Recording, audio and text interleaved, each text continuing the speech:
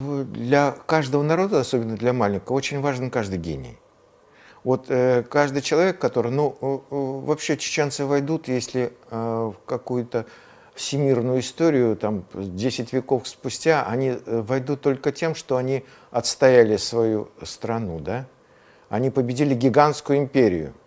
Они сражались, они выстояли. Это же неимоверное дело. Вот мы были свидетелем той войны, когда произошло просто потрясающее чудо. Вот как показалось, что человек, стоя на родной земле, может совершать просто гигантские поступки.